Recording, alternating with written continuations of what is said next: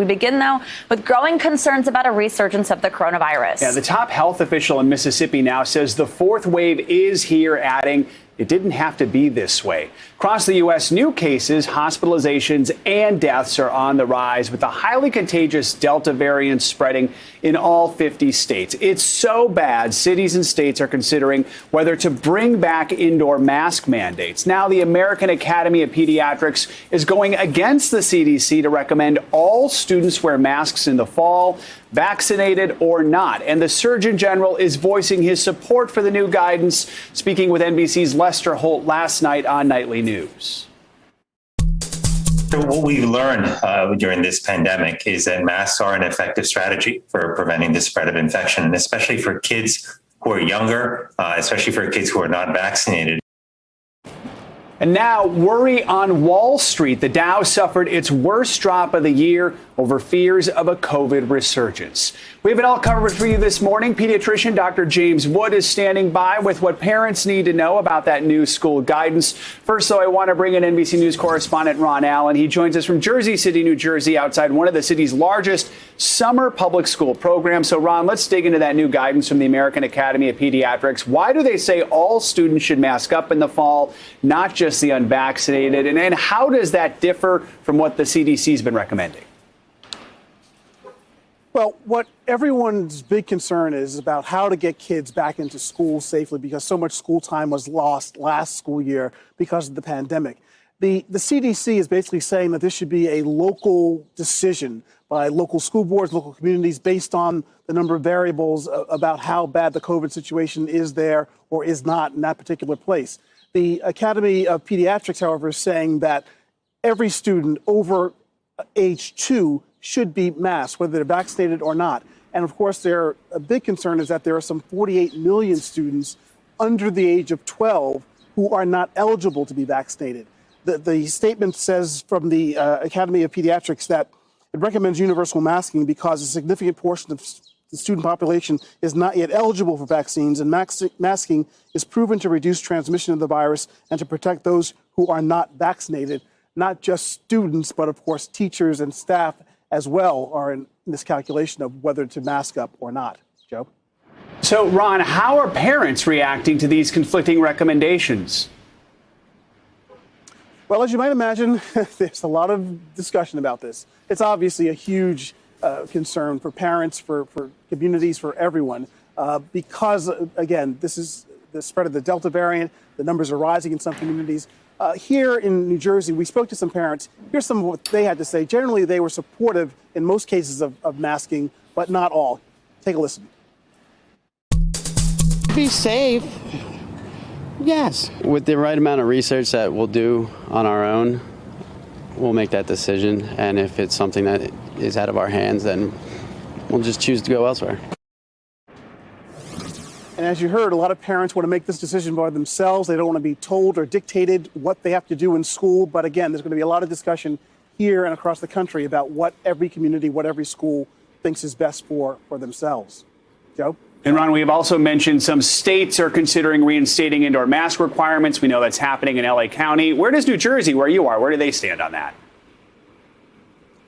Well, the governor here is against the idea of mandatory masking because of the vaccination rate in this state being relatively high as compared to some states in the South, for example, where the rates are relatively low. Here's what Governor Murphy had to say about the issue of masking. Take a listen. Our strong preference is to not go back. We are among the most vaccinated states in the country, and that's a huge positive. We need more folks to get vaccinated. We are still doing many thousands of first vaccines a day. We need that to at least stay that way, if not pick up. So we're halfway through the summer. School starts in September in most places, and the debate will rage on. Joe? All right, Ron Allen. Ron, thanks so much. Now let's go to Dr. James Wood. He's an assistant professor of pediatrics at the Indiana University School of Medicine. Doctor, good morning. So the American Academy of Pediatrics is calling this guidance that they're putting out a layered approach. So first, just kind of explain to us what that means. And do you think this strategy could help prevent outbreaks in the classroom? Sure. Yeah. Good morning. So the layered approach really refers to the fact that the AAP is recommending different approaches to how we keep kids safe and keep them in school, right? So vaccines by far and away are the most effective way to do that. Vaccines are very safe and they work really well. So that's one layer. A second layer is using masks. So as we were shown last year and throughout, early in this pandemic, the masks also work very well. Social distancing and good proper ventilation is another one. So kind of adding all those things together really gives kids the best chance to stay in school and to stay safe and keep numbers down and as low as possible. There's no such thing as eliminating risk, but the more things that we can build in quote layer, the more safe that we can be and the more that we can keep kids in school, which is really the number one goal when giving this guidance. So we just heard Joe and Ron discussing this sort of conflicting guidance so that we're seeing from AAP, who put out this kids should be wearing masks in school, and then the CDC. First, let's listen to what Dr. Anthony Fauci had to say about this difference in guidance. You can understand why the American Academy of Pediatrics might want to do that. They just want to be extra safe. I think, it's important. The CDC recommendations may be at variance with that, but in every respect, the CDC always leaves open the flexibility at the part of local agencies, local enterprises, local cities and states to make a judgment call based on the situation on the ground. So obviously he was sort of couching some of this to an extent, but the bottom line is this is confusing. I mean, the AAP is saying students have to wear masks. We're hearing from Dr. Fauci that, that's to be extra safe. Do you think parents are confused, and do you think the CDC should update its guidelines to match the AAPs to try to eliminate some confusion here? Right. Yeah. I mean, anytime you have sort of conflicting messages coming to parents, it's very frustrating. It's very confusing. I think at the end of the day, both groups, their number one goal, obviously, is to give the best advice and keep people safe and keep kids safe. From the AAP's perspective, I think the number one goal really is thinking about kids of all ages and thinking about how can we keep them in school. I mean, the effects of being out of school are really highlighted in their guidance. And so, in order for them to make a recommendation of masking, they really had to think about, and they really kind of went on the more conservative end of advising masks. And so, yes, the CDC does leave that open in terms of allowing for local organizations and others to really to make their own guidance and based on their local rates. And so I think that the message does need to be clear. And I think the message that the CDC was trying to prove or promote is that the vaccine is very effective. If you're vaccinated, masks may not be required even indoors. But I think the AAP is saying, look, practically speaking, when we're talking about schools just aren't equipped to check who has not been vaccinated and enforce mask rules for some and not for others. And so it almost comes down to really a practical, in practice, how do we actually make this run? And at this point right now, that's universal masking. That's the best way that we can ensure that kids are staying in school. So although they seem conflicting, and I know it's really frustrating for parents and others to hear different messages, I think that the overall arching guidance is vaccines work, masks work. And if we're trying to keep kids in school, we just got to do both at this point. All right, Dr. James Wood offering a little clarity here. Thank you so much. Good to see you. Minority Leader Kevin McCarthy announced the 5 Republican congressmen named to serve on the House Select Committee investigating the deadly Capitol riot. Congressman Jim Banks of Indiana will serve as his ranking member. The other picks are Representative Rodney Davis of Illinois, Jim Jordan of Ohio, Kelly Armstrong of North Dakota, and Troy Nehls of Texas. Speaker Pelosi announced her picks at the beginning of this month. Congressman Benny Thompson will chair the group, and you can see the others there. The first hearing about the events around January 6th is in just 1 week from now. Let's bring in NBC News Capitol Hill correspondent Leanne Caldwell. Leanne, good morning. So first, let's just start with this fact. 3 of Leader McCarthy's picks voted against certifying the election. Talk us through the thinking behind these choices and what the reaction's been like so far. Good morning, Savannah. So we didn't even know if McCarthy was definitively going to name Republicans to this select committee. It ends up that he did. He points out that 2 of the members did vote to certify the election. So he says it is a good mix of people in his conference. I spoke with him yesterday, and let's listen to what he said. You've got a mix from the entire conference, right? So people who objected, people who didn't object. Did Donald Trump says your ranking member? I talked to Donald Trump about this. He insists that he did not speak to the former president about his choices, despite meeting with him up at Bedminster just last week. So I also asked Leader McCarthy what the mission is going to be for Republicans, because they could try to derail this whole thing. He said that his goal is to ensure that Capitol Police and the Capitol building are never treated like that again, Savannah. And Leanne, can Speaker Pelosi veto these names? Speaker Pelosi wrote in the legislation that she can, in fact, veto the people that McCarthy chooses. She has given no indication that she plans on doing so, but we will hear from her today, and that's definitely a question we're going to ask her, Savannah. I'm sure it is. Leanne, if you'll be there. All right, now Senate Majority Leader Chuck Schumer is pushing for a vote on the infrastructure bill tomorrow. This is this bipartisan group that's been working. He gave this deadline of Wednesday. He wants to stick to it. Where are we at with that? That's absolutely right. Schumer has not backed down on this timeline, even though many of the Republicans in this working group are saying that they're not going to vote for it unless the legislative text is done and the nonpartisan Congressional Budget Office has given an indication of how much this is going to actually cost and how much if it will actually be paid for. And these are some metrics that Republicans are demanding. So we're set to see a showdown on the Hill tomorrow in the Senate if this vote does really take place. And if it fails, then they're going to have to reassess and figure out how to move forward. I don't think it's going to be detrimental to the overall negotiations if this vote does fail, but it's going to be an extremely challenging path forward if it does, Savannah. All right. And finally, Leanne, Georgia Congresswoman Marjorie Taylor Greene has been temporarily suspended from Twitter. Again, what happened this time?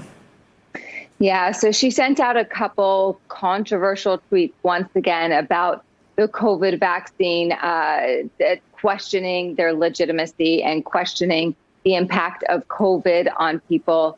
And so what Twitter has done, they say that it has violated their COVID misinformation policy. They have put a warning label on her tweet, and they have set her account into read-only mode for 12 hours, Savannah. All right, Leanne Caldwell, so much to watch for on the Hill. Thank you for walking us through it. I'll see you soon. New questions this morning over the safety of the Tokyo Olympics as COVID cases among athletes continue to balloon. So far, at least 71 people involved with the games have tested positive, including a member of the U.S. gymnastics team. This morning, Olympics officials are facing tough questions about the future of the games. NBC News Now correspondent Isa Gutierrez joins us with the very latest. And Isa, first I want to ask, what is the latest with the Team USA gymnastics team? So far, we know one athlete, an alternate on that team, has tested positive. What can you tell us? Hey, Joe, good morning. Yeah, Kara Akers, she's an alternate on the women's gymnastics team. She's currently quarantining at a hotel in Tokyo after testing positive for COVID-19. She was fully vaccinated when she arrived in Tokyo. She's currently asymptomatic, although she did test positive. And we know that her fellow alternate, Leanne Wong, is also currently in isolation at that hotel, although she has tested negative. Joe? Of course, we hope those two alternates are doing well and stay healthy. A lot of folks are also asking, what about Simone Biles and the rest of the team? What steps are they taking to try and make sure that they're safe and that they can compete? Yeah, so we know that the alternates and that superstar group, including Simone Biles, have been training together in Tokyo. They're in the same facility. However, they are warming up and training in separate parts of that facility. We're told that the USA women's gymnastics team is not staying at the Olympic Village like many of the other athletes are. They're actually staying at a hotel. Gymnasts like Biles are in their own individual rooms. We also know that the coaches coaches are wearing masks. They say that they're practicing social distancing whenever possible. There was some concern when there were some social media posts in the last few days with these athletes seemingly in close proximity without wearing masks. However, there haven't been any other positive tests as far as we know in this group, aside from those alternates that we talked about. Joe. And that move to the hotel may prove to be a smart one. Now, in the wake of all this, the president of the Tokyo Olympics was questioned by the media this morning about dwindling public support for the Olympics. What did he have to say?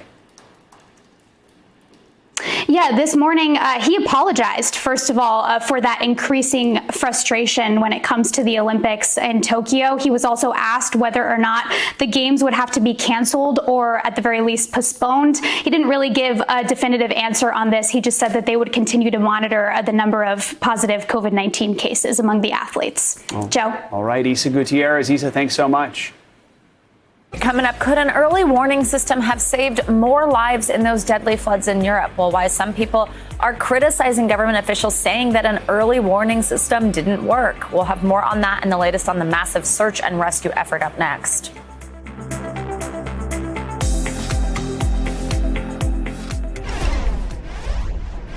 A massive cleanup operation is underway in parts of Western Europe as waters recede and authorities continue to search for victims of last week's deadly flooding. Almost 200 people are confirmed dead.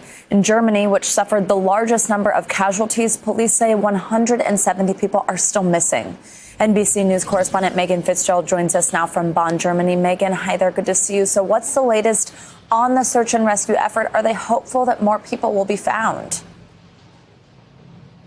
Savannah, good morning to you. That certainly is the hope, but the reality is these first responders, these German police search and rescue crews, they are discovering bodies. They are looking along riverbanks. They're looking along train tracks, in trees, inside demolished homes. And there are reports that they are finding people in cellars. And in speaking with people on the ground here, they didn't realize, they weren't expecting the floodwater to rise just as quickly as they did. And so it is an all-out search right now for the people that are still missing. Savannah. And now, Megan, I know German authorities have been criticized for their warning systems. Apparently there was a plan in place, but it didn't work. What can you tell us about that, and how are they responding to that criticism?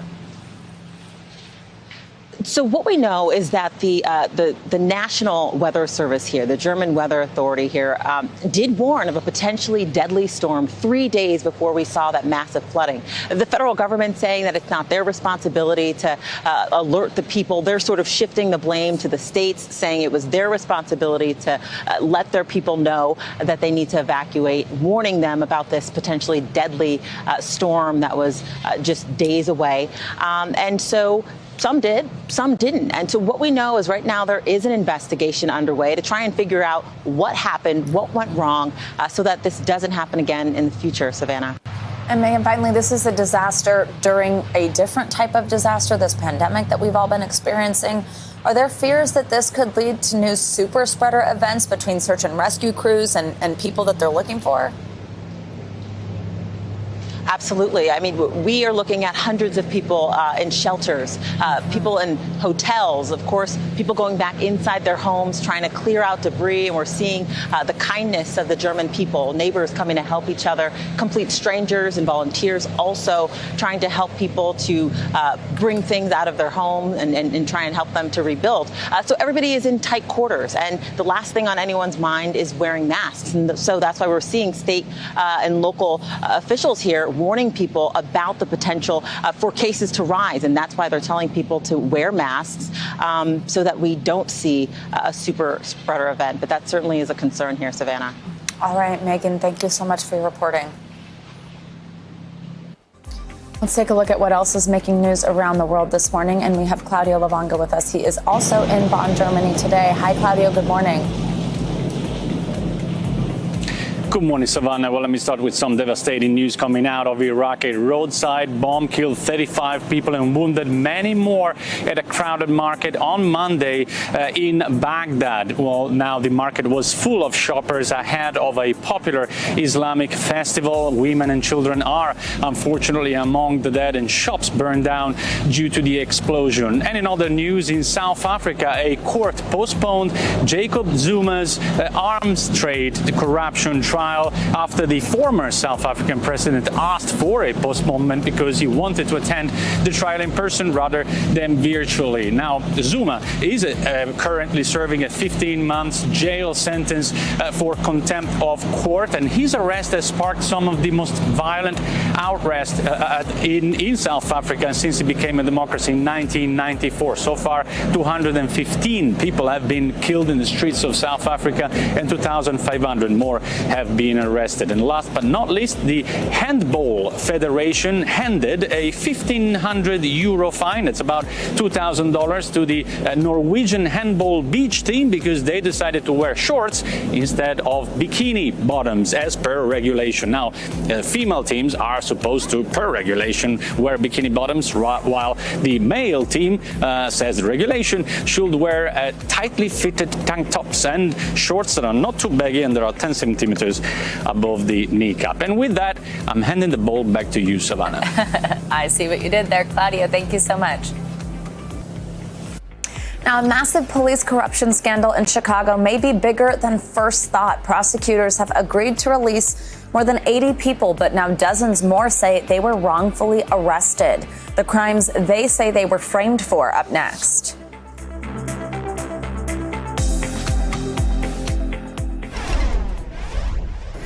The pandemic hit the music industry hard with forced event and concert cancellations, but some of the industry's biggest stars still made a lot of money. Billboard has released music's top money makers of 2020. Let's round out the top 5 from the bottom up, starting with Billie Eilish, followed by rock band The Eagles. Celine Dion came in at number 3, followed by rapper Post Malone, who Billboard estimates made more than $23.2 million. But the top earner of 2020, my girl, Taylor Swift, who earned an estimated $23.8 million. Billboard says Swift earned nothing from touring, of course, and the majority of revenue is from the 2 albums she released in 2020, Folklore and Evermore. She was working hard. All right, now President Biden and other European and NATO allies are denouncing China for cyber attacks. The country is blamed for the Microsoft hack back in March, which affected businesses across the globe. NBC News White House correspondent Kelly O'Donnell has more. Blaming China for cyber crimes. For the first time, the U.S., joined by European allies and NATO partners, publicly condemned China for malicious cyber hacks and directly hiring hackers. The attacks include that sweeping intrusion of the Microsoft Exchange server in March that impaired thousands of companies in the U.S. and abroad. The Department of Justice is also bringing criminal charges against 4 accused hackers from Chinese intelligence. But so far, no further consequences for China.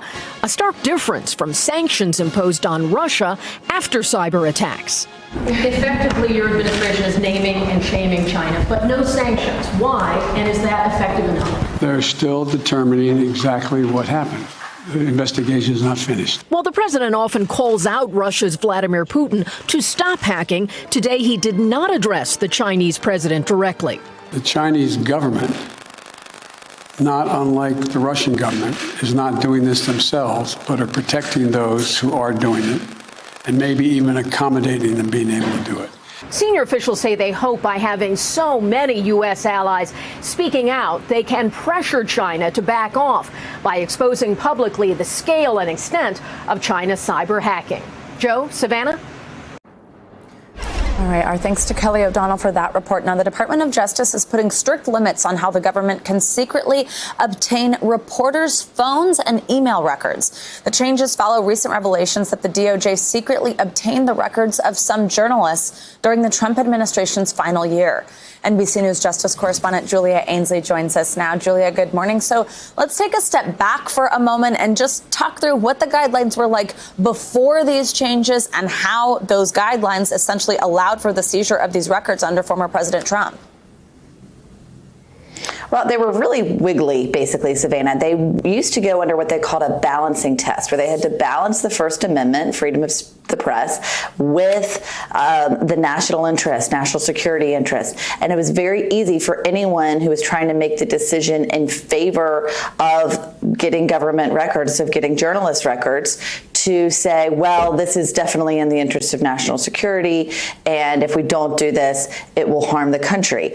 That really could be left up to interpretation by anyone when it's the government itself that's doing the interpretations. And of course, in most cases, the journalists don't know that their records are being turned over. They go to people like phone companies and try to get their phone records. So in the cases of those journalists who had subpoenas on them in the final year of the Trump administration, they didn't even know about it. So for a long time, under both Democratic and Republican administrations, journalists who operated in the kind of national security space where you do reporting that really depends on anonymous sources, on getting government materials that are internal, all those journalists really had to fear that you could definitely be the subject of a government investigation. So this sounds like an important step to protect the free press. Talk us through what these new guidelines mean.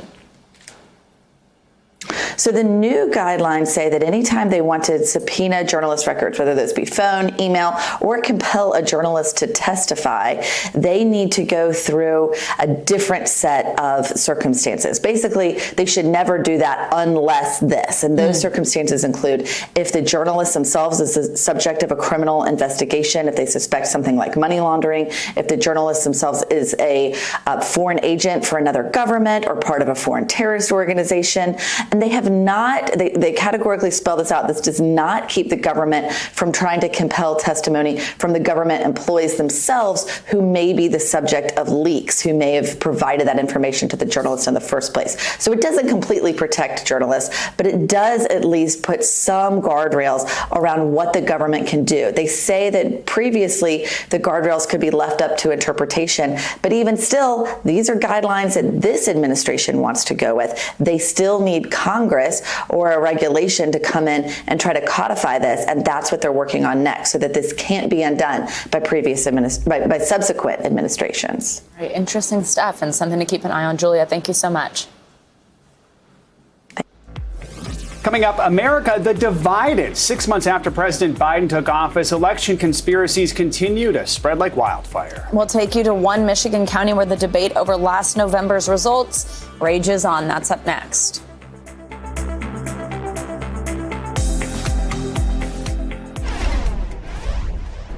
Stunning new information is still coming to light this morning about an extortion racket in Chicago run by two police officers. In 2013, those officers were sent to prison. Since then, 87 people arrested by those officers and their squad have been exonerated. Now, dozens more are demanding their charges be cleared too, saying they were framed. NBC News reporter John Shupe joins us now. John, good morning. Really interesting story. And I guess I want to start with just sort of the big picture, the background for folks at home who don't fully know what happened. This drug squad, what do we know about their crimes?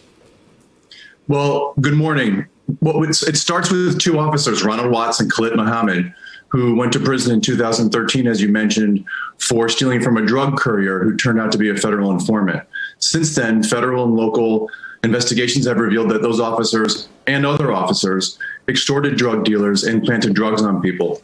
And that has led to a wave of people seeking exoneration.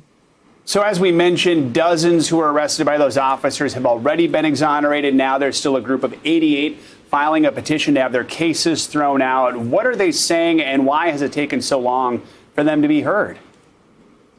Well, this new group of 88 people say that their cases are identical or at least very similar to the cases of people who have already been exonerated.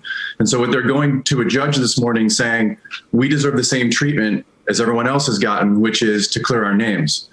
They've traditionally gone to local prosecutors first for their cases to be dismissed, but this group of 88 say that they haven't heard from the prosecutors and haven't gotten much explanation, so they're getting impatient, and that's why they're going to a judge today. Yeah, and that's going to be happening today. Now, only two officers from that squad were ever charged. Do we know what happened to the rest?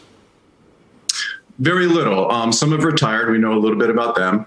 The others are on desk duty, administrative duty, so they're still working for the police department, but not out on the street. Some are still out on the street, at least one we know of who has been promoted, but not a lot has come out of the city investigation, the internal investigation about discipline for any of these officers. And John, I think I read something interesting in your article. Isn't it true that the Cook County Attorney's Office won't even use some of those officers to testify in cases? Or what can you tell me about that?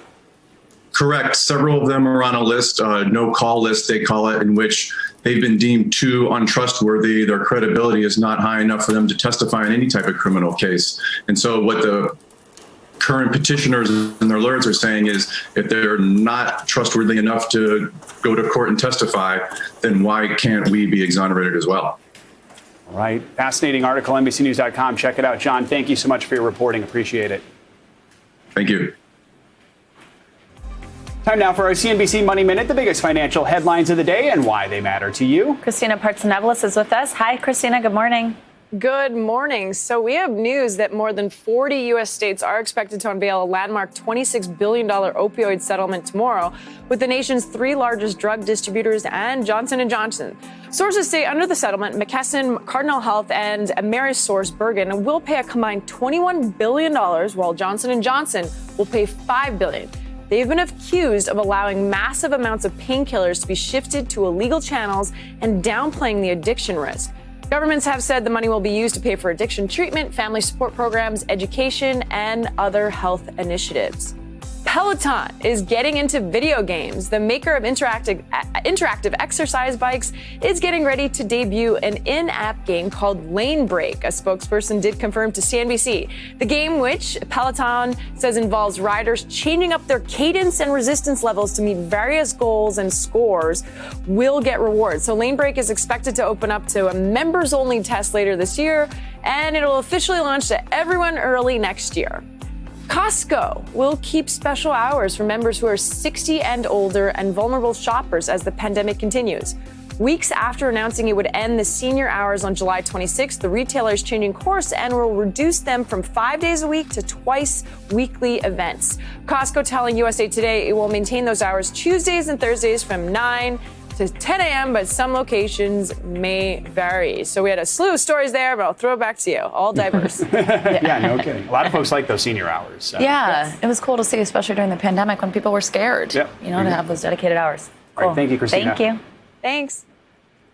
It has been 6 months since President Joe Biden was sworn into office, but election fraud conspiracy theories continue to spread as Americans remain politically divided. Trump flags continue to fly in places like Antrim County, Michigan, a place that has become an unexpected epicenter for many election fraud theories. NBC News Now correspondent Dasha Burns joins us now. And Dasha, you traveled to Michigan to take a closer look at this divide. What did you find? Hey, Joe, good morning. Well, Antrim County is in many ways a microcosm of the nation where hundreds of communities are still divided as some continue to claim that the election was fraudulent, despite dozens of lawsuits dismissed and dozens of recounts and audits that haven't shown any evidence of widespread fraud. But Joe, these claims, they impact real people. They impact real communities. And in Antrim County, here's what we saw. Antrim County, Michigan is known for its sprawling orchards, but the 2020 election gave this cherry capital a new source of notoriety, making the rural community the unexpected epicenter of a national debate. Is the election over here in Antrim County? No, the election continues. President Biden won the election with 306 electoral votes, carrying Michigan. But Antrim County Clerk Cheryl Guy says in her community, November's election rages on. It has been chaos from those pockets that believe that Trump did win. Soon after polls closed November 3rd, Guy's team erroneously reported Biden won the historically Republican county. But the next day, Guy discovered what she says was human error made when her team failed to properly update software on tabulator machines. Trump was ultimately named the county's winner, but not before Antrim County became a focal point of Republicans claiming Michigan was misreporting critical election returns. I think the election was compromised. To what degree? I can't say. Former Michigan State Representative Greg McMaster says he questioned the validity of Biden's win after serving on the audit count team in Antrim's hand recount, worried about similar-looking signatures on some ballots. And if this can happen here, it can happen anywhere. So you accept Joe Biden as the legitimate president? I wouldn't say legitimate. In May, a Michigan judge dismissed a lawsuit seeking a new audit of the county vote.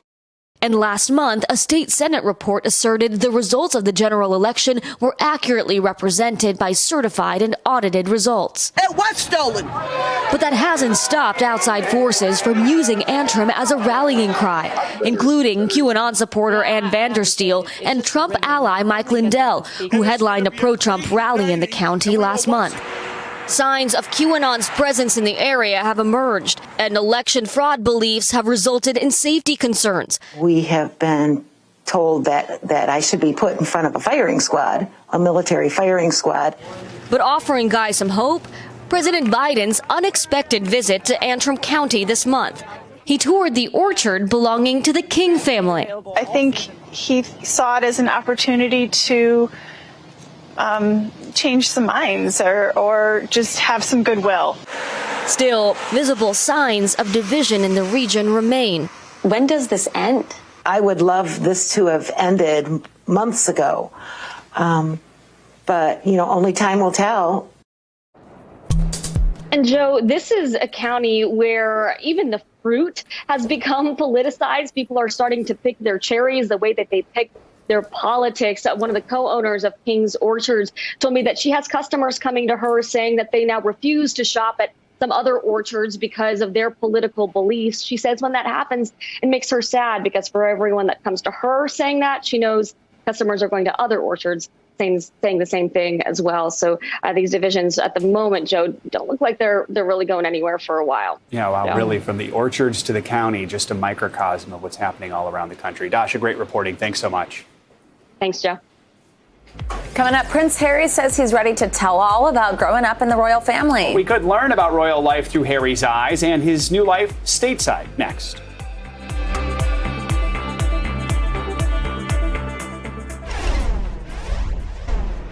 Prince Harry is back in the spotlight this morning, announcing the release of his very first memoir. This one's making a lot of news. He says he's excited to share with readers the lessons he's learned throughout his life and promises he'll be accurate and wholly truthful. The book, which is expected to come out late next year, is just the latest example of Harry revealing personal details about his life. Prince Harry is ready to peel back the royal curtain even further, inking a deal to write a candid new memoir about his life in the public eye. The upcoming book, described by the publisher as intimate and heartfelt, will serve as a definitive account of his experiences, from his coming of age as a royal to his role as husband and now father of two. The Duke of Sussex shared in a statement, "I'm writing this not as the prince I was born, but as the man I have become," adding that his story will include the highs and lows, the mistakes, the lessons learned. The memoir is just the latest example of Harry and Meghan opening up publicly about their private lives after stepping back as senior royals and moving to California, partly to escape the growing UK media attention, something they discussed with Oprah Winfrey during that explosive interview in March. I asked for calm from the British tabloids, once as a boyfriend, once as a husband, and then once as a father. So when I asked the question, why did you leave? The simplest answer is lack of support and lack of understanding. Harry has only made 2 trips back home since moving stateside, including an appearance earlier this month with Prince William to unveil a statue for their mother, Princess Diana. But back on this side of the pond, both Harry and Meghan have been busier than ever building their media empire, pursuing multiple projects, including partnerships with Netflix and Spotify, Meghan's children's book, and Harry's new Apple Plus docuseries with Oprah on mental health. So 28 to probably 32 was a nightmare time in my life. Now, with a memoir about his life on the way, Harry is ready to reveal even more of his own story on his own terms.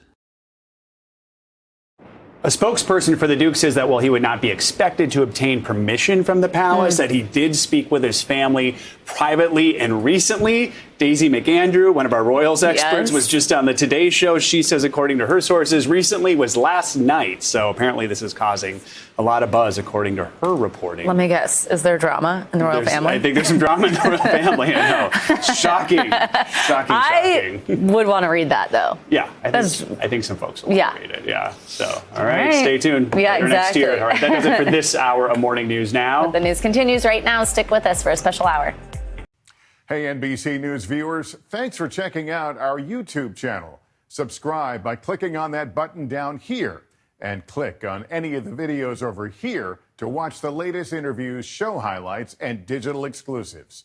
Thanks for watching.